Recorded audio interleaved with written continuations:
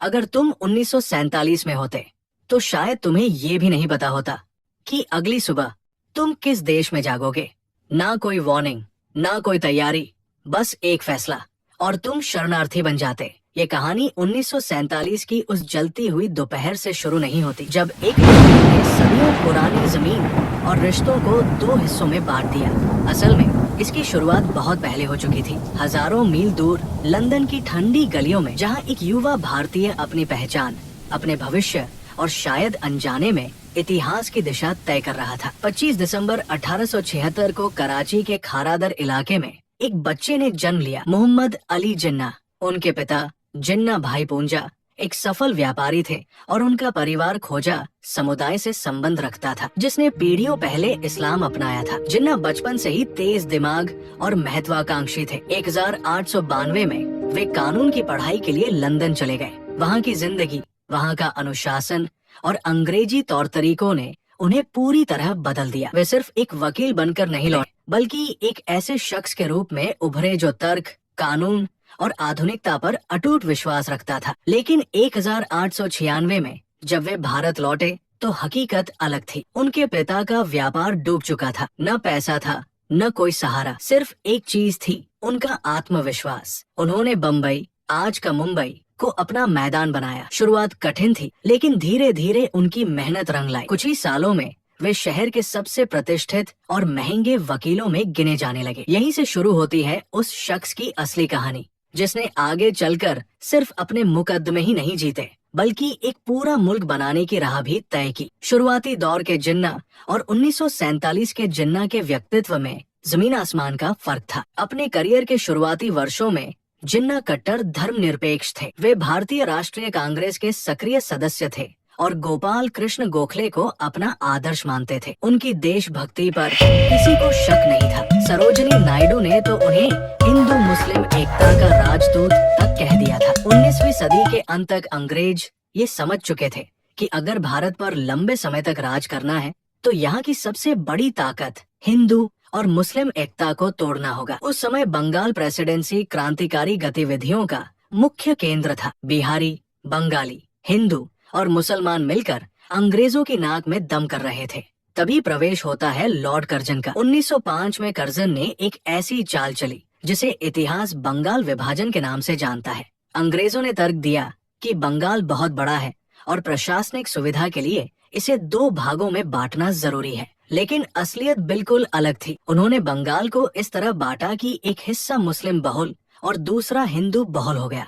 अंग्रेजों ने मुस्लिमों को ये सपना दिखाना शुरू किया कि इस नए प्रांत में उनकी अपनी सत्ता होगी। ये भारत की अखंडता पर पहला कुठाराघात था। बंगाल विभाजन ने नफरत की वो चिंगारी लगा दी थी जिसे हवा देने के लिए अंग्रेजों ने 1906 में ढाका के नवाबों और मुस्लिम कुलीनों को उकसाया। 30 दिसंबर 1906 को ढाका में एक सभा हुई जहां अखिल भारतीय मुस्लिम लीग का जन्म हुआ। इसका मुख्य उद्देश्य मुस्लिमों के राजनीतिक अधिकारों की रक्षा करना बताया गया।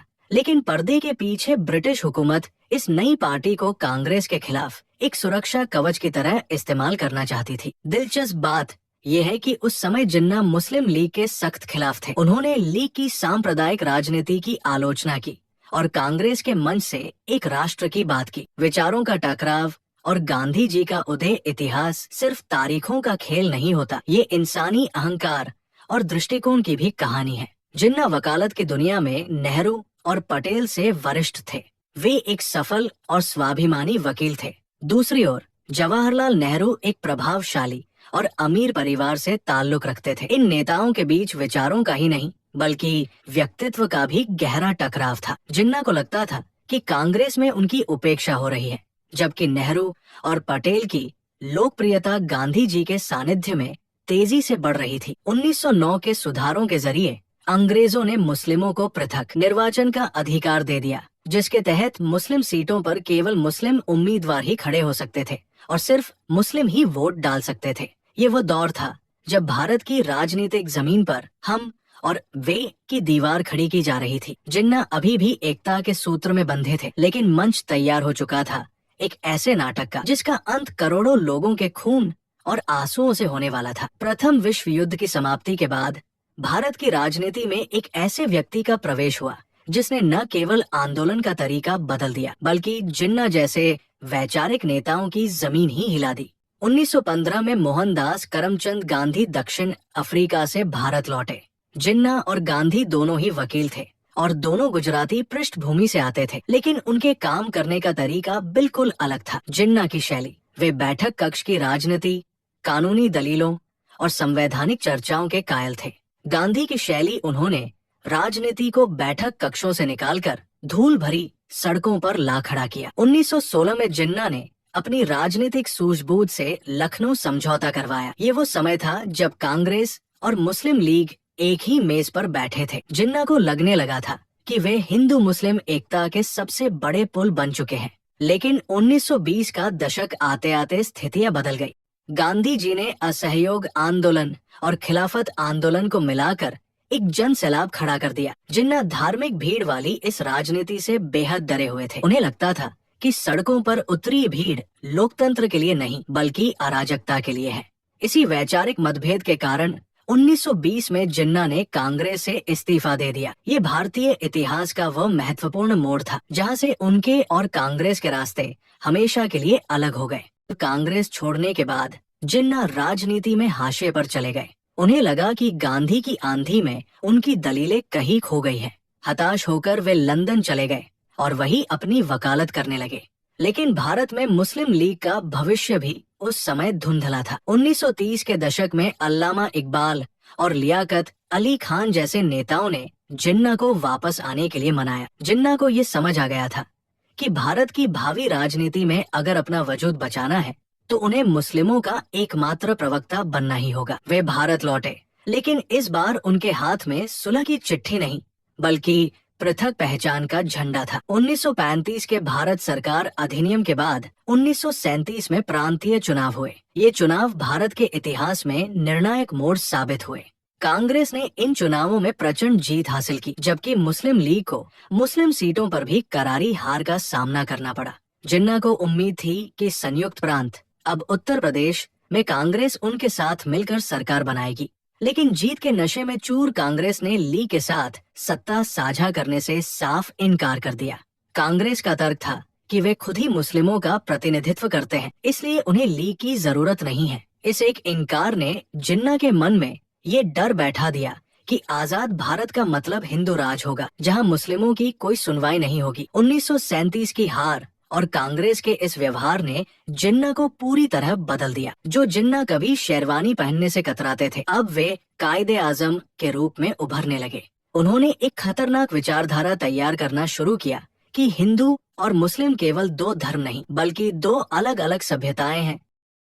मार्च 1940 में मुस्लिम लीग के लाहौर अधिवेशन में पाकिस्तान प्रस्ताव पारित किया गया। जिन्ना ने अब स्पष्ट रूप से एक अलग देश की मांग रख दी थी। इसी दौरान सावरकर की हिंदू राष्ट्र की अवधारणा और अन्य संगठनों का उदय भी हो रहा था, जिसने जिन्ना के दावों को और खाद पानी दिया। अब लड़ाई केवल अंग्रेजों से आजादी की नहीं थी बल्कि इस बात की थी कि उस आजादी का मालिकाना हक किसके पास होगा। सत्ता की ये भूख और सुरक्षा का ये डर अब एक ऐसी आग में तब्दील होने वाला था जिसकी लपटों में पूरा उपमहाद्वीप झुलसने वाला था। द्वितीय विश्व युद्ध के बाद ब्रिटेन की कमर टूट चुकी थी। लंदन में सत्ता बदली और लेबर पार्टी के क्लेमेंट एटली प्रधानमंत्री बने। वे जल्द से जल्द भारत को आजाद कर इस सिरदर्द से छुटकारा पाना चाहते थे, लेकिन भारत के भीतर नेहरू और जिन्ना के बीच की खाई अब इतनी गहरी हो चुकी थी कि उसे पाटना लगभग नामुमकिन लग रहा था। ब्रिटिश सरकार ने 1946 में 3 मंत्रियों को भारत भेजा, जिसे मंत्रिमंडल मिशन कहा गया। इनका उद्देश्य था बिना विभाजन के आजादी का रास्ता निकालना। मिशन ने एक अनूठा समूह प्रणाली ग्रुप सिस्टम सुझाया। भारत को 3 हिस्सों में बांटा जाना था, जिनमें से 2 समूहों में मुस्लिम बहुल इलाके थे जबकि एक में हिंदू बहुल क्षेत्र था। जिन्ना ने इस योजना को स्वीकार कर लिया क्योंकि उन्हें इसमें एक छोटा पाकिस्तान दिखाई दे रहा था। नेहरू भी शुरू में इसके लिए राजी हुए, लेकिन एक प्रेस वार्ता में उन्होंने कह दिया कि भविष्य में इन समूहों की बनावट को बदला जा सकता है। जिन्ना को लगा कि नेहरू उन्हें धोखा दे रहे हैं और आजाद भारत में कांग्रेस अपने बहुमत के जोर पर इस समूह प्रणाली को खत्म कर देगी। जिन्ना ने तुरंत अपना समर्थन वापस ले लिया। अब जिन्ना के पास केवल एक ही रास्ता बचा था, शक्ति का प्रदर्शन। 16 अगस्त 1946 ये भारतीय इतिहास का सबसे काला दिन था। जिन्ना ने प्रत्यक्ष कार्यवाही दिवस, डायरेक्ट एक्शन डे का आह्वान किया। उनका संदेश बिल्कुल साफ था, अगर संवैधानिक तरीके से पाकिस्तान नहीं मिला तो हम इसे लड़कर लेंगे। उस समय बंगाल में मुस्लिम लीग की सरकार थी और हुसैन शहीद सुहरावर्दी मुख्यमंत्री थे। उस दिन पुलिस को छुट्टी पर भेज दिया गया और दंगाइयों को खुली छूट दे दी गई। कोलकाता की सड़कों पर जो हुआ उसे सोचकर आज भी रूह कांप जाती है। अगले 72 घंटों में 5000 से ज्यादा लोग मारे गए। ये हिंसा नोआखाली और फिर पूरे बिहार व पंजाब में फैल गई। लाशों से लदी ट्रेनें और जलते हुए गांव इस बात की गवाही दे रहे थे कि अब साथ रहना संभव नहीं है। दंगों के बीच अंग्रेजों ने एक अंतरिम सरकार बनाई जिसमें नेहरू प्रधानमंत्री और लियाकत अली खान वित्त मंत्री बने। ये सरकार नहीं बल्कि एक युद्ध क्षेत्र थी। लियाकत अली खान ने वित्त मंत्री के रूप में नेहरू के हर फैसले में अड़ंगा लगाना शुरू किया। वे फाइलों को रोक देते थे और कांग्रेस के मंत्रियों को किसी भी सहायक की नियुक्ति के लिए भी लीग की अनुमति लेनी पड़ती थी। सरदार पटेल, जो अब तक विभाजन के सख्त खिलाफ थे, इस प्रशासनिक घुटन और सड़कों पर हो रहे नरसंहार से टूट गए। उन्होंने महसूस किया कि अगर हमने आज विभाजन स्वीकार नहीं किया तो पूरा भारत छोटे छोटे टुकड़ों में बंट जाएगा और हर दफ्तर में गृह युद्ध छिड़ जाएगा। इतिहास अक्सर पूछता है कि गांधी, नेहरू और पटेल ने विभाजन क्यों माना। सच ये है कि 1946 के दंगों ने उन्हें ये एहसास करा दिया था कि जिन्ना अब पीछे नहीं हटेंगे। पटेल ने कहा था, अगर एक अंग में सड़न हो जाए तो पूरे शरीर को बचाने के लिए उस अंग को काटना ही पड़ता है। गांधी जी शुरू में इसके सख्त खिलाफ थे। उन्होंने कहा था कि विभाजन मेरी लाश पर होगा, लेकिन अंततः उन्हें भी अपने सहयोगियों की विवशता और देश को जलते देख मौन स्वीकृति देनी पड़ी।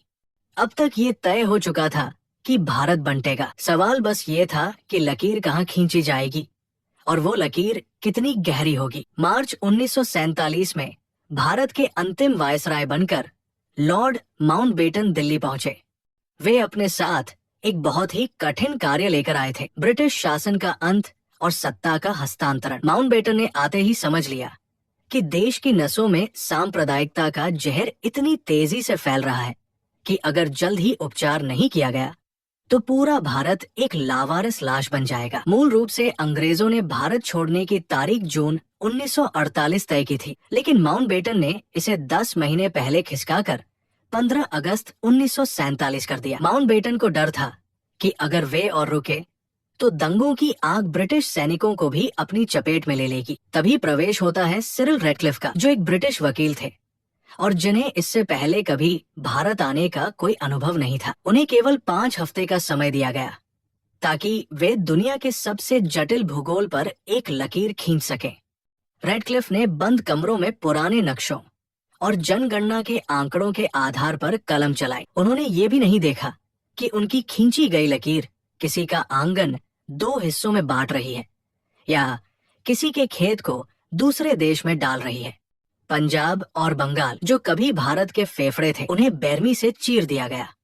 विभाजन केवल जमीन का नहीं था, वो भावनाओं, यादों और संपत्तियों का भी बंटवारा था। बंटवारा इतना सूक्ष्म था कि सरकारी दफ्तरों की मेज, कुर्सियां, टाइपराइटर और यहाँ तक कि पुस्तकालयों की किताबों तक को आधा आधा बांटा गया। जिस सैन्य दल में मुस्लिमों की संख्या ज्यादा थी उसे पाकिस्तान को दे दिया गया और बाकी भारत के पास रही। विभाजन के समय भारत के खजाने में जो पैसा था उस पर भी विवाद हुआ। जिन्ना ने पाकिस्तान को भारतीय खजाने से कुल 75 करोड़ रुपए देने की जिद की, जो उस समय भारतीय खजाने का 17.5% हिस्सा था। इसकी पहली किस्त 20 करोड़ रुपए की राशि 15 अगस्त 1947 को दे दी गई। बाकी 55 करोड़ रुपए देने से सरदार पटेल सुरक्षा कारणों से रोकना चाहते थे, लेकिन गांधी जी ने आमरण अनशन की धमकी दी ताकि पाकिस्तान को उसका हक मिले और भविष्य के रिश्ते कड़वे न हो। अंततः गांधी जी के दबाव में वह राशि पाकिस्तान को दे दी गई, लेकिन रिश्तों में आई वो खटास आज तक नहीं मिटी। दर्द का मंजर और जिन्ना का अंत 14 अगस्त की रात पाकिस्तान वजूद में आया और 15 अगस्त को भारत ने अपनी आजादी का जश्न मनाया। लेकिन विडंबना देखिए कि जिस दिन करोड़ों लोग आजाद हुए, उन्हें ये तक नहीं पता था कि वे किस देश के नागरिक हैं। रेडक्लिफ ने अपनी सीमा रेखा की घोषणा 15 अगस्त को नहीं बल्कि 17 अगस्त को की थी। 2 दिनों तक पंजाब और बंगाल के सीमावर्ती इलाकों में लोग इस खौफ में रहे कि उनका घर लकीर के इस पार है या उस पार। जब लकीर खींची गई तो वो किसी गहरे घाव की तरह थी। रातों रात दोस्त दुश्मन बन गए। जो पड़ोसी कल तक एक दूसरे के सुख दुख के साथी थे, वे अब एक दूसरे के खून के प्यासे हो गए। विभाजन के बाद जो मंजर देखा गया वो मानवीय इतिहास की सबसे बड़ी त्रासदी थी। लगभग 1.5 करोड़ लोगों को अपना घर, अपनी जड़ें और अपनी पहचान छोड़कर भागना पड़ा। सड़कों पर मीलों लंबी कतारें थी, हाथों में थोड़ा सा सामान और आंखों में अनजाना डर। सबसे खौफनाक मंजर था उन शरणार्थी ट्रेनों का जो यात्रियों से नहीं बल्कि लाशों से भरी होती थी। डिब्बों पर खून से लिखा होता पाकिस्तान भारत को तोहफा। महिलाओं के साथ जो बर्बरता हुई उसे शब्दों में बयान करना असंभव है। लगभग 10 से 20 लाख लोग इस नफरत की भेंट चढ़ गए। किसी ने अपना बेटा खोया, किसी ने माँ खोई, तो किसी ने अपनी पूरी विरासत। जिन्ना ने वो पाकिस्तान तो पा लिया जिसके लिए उन्होंने अपनी पूरी राजनीतिक पूंजी लगा दी थी, लेकिन नियति ने उनके पास ज्यादा समय नहीं छोड़ा। जिन्ना को लंबे समय से राजक्षमा टीबी थी जिसे उन्होंने छिपा कर रखा था। उन्हें डर था कि अगर कांग्रेस या अंग्रेजों को उनकी बीमारी का पता चल गया तो वे पाकिस्तान बनने का इंतजार करेंगे और उनकी मृत्यु के बाद योजना ठंडे बस्ते में चली जाएगी। विभाजन के महज 1 साल बाद 11 सितंबर 1948 को जिन्ना की मृत्यु हो गई। जिस देश को उन्होंने 2 राष्ट्रों के सिद्धांत पर बनाया था वो उनके जाने के बाद ही अस्थिरता और संघर्षों के भंवर में फंस गया। उनके बाद के नेतृत्व ने उस धर्मनिरपेक्ष पाकिस्तान की छवि को पूरी तरह मिटा दिया जिसकी बात जिन्ना ने अपने शुरुआती भाषणों में की थी। आज 77 साल बीत चुके हैं, लेकिन 1947 का वो घाव आज भी हरा है। नेहरू और पटेल की विवशता, जिन्ना की जिद और अंग्रेजों की चालाकी ने मिलकर एक ऐसा नक्शा तैयार किया जिसने न केवल जमीन को बांटा बल्कि दिलों के बीच भी कंटीली तारें खींच दी। विभाजन केवल एक राजनीतिक फैसला नहीं था बल्कि एक प्रशासनिक और मानवीय विफलता थी। एक ऐसी जल्दबाजी जिसने करोड़ों लोगों को शरणार्थी बना दिया। आज जब हम आजादी की खुशियां मनाते हैं तो हमें उन गुमनाम चीखों को भी याद रखना चाहिए जिन्होंने उस आजादी की बहुत भारी कीमत चुकाई थी। विभाजन का इतिहास हमें सिखाता है कि जब राजनीति, धर्म और अहंकार के चश्मे से देखी जाती है तो नक्शे तो बन जाते हैं लेकिन इंसानियत हार जाती है। आज के लिए बस इतना ही। मिलते हैं बहुत जल्द। जय हिंद।